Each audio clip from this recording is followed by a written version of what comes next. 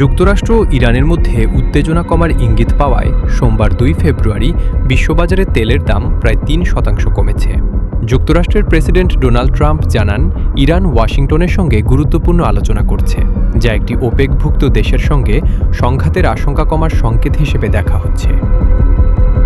সোমবার ব্রেন্ট ক্রুডের দাম ব্যারেল প্রতি $2 বা 2.9% কমে দাঁড়ায় $87.28। একই সময়ে যুক্তরাষ্ট্রের ওয়েস্ট টেক্সাস ইন্টারমিডিয়েট বা WTI ক্রুডের দাম $2 বা 3.1% কমে $63.17 নেমে আসে। এর আগের লেনদেনে যুক্তরাষ্ট্র ইরান উত্তেজনা বাড়ায় তেলের দাম বেড়ে যায়।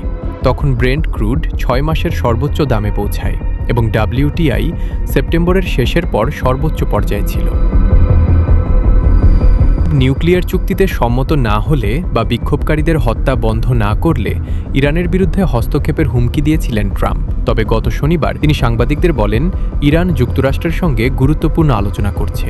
এর কয়েক ঘণ্টা আগে ইরানের শীর্ষ নিরাপত্তা কর্মকর্তা আলী লারিজানি সামাজিক যোগাযোগ মাধ্যম এক্সে জানান, আলোচনার প্রস্তুতি চলছে। ট্রাম্প বলেন, আমি আশা করি তারা একটি গ্রহণযোগ্য চুক্তিতে পৌঁছাবে। এমন একটি সমঝোতা সম্ভব যাতে কোনো পারমাণবিক অস্ত্র থাকবে না।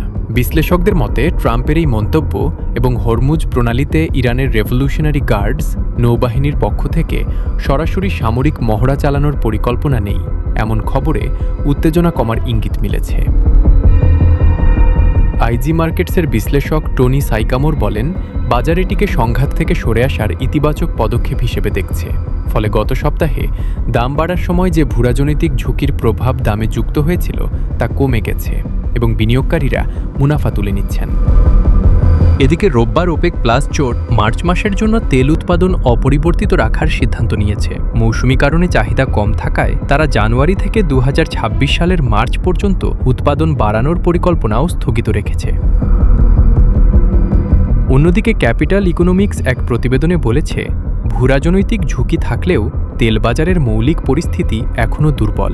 গত বছরের ইসরায়েল ইরান সংঘাতের অভিজ্ঞতা এবং পর্যাপ্ত তেল সরবরাহের কারণে 2026 সালের শেষ নাগাদ ব্রেন্ট ক্রুডের দামে চাপ অব্যাহত থাকতে পারে।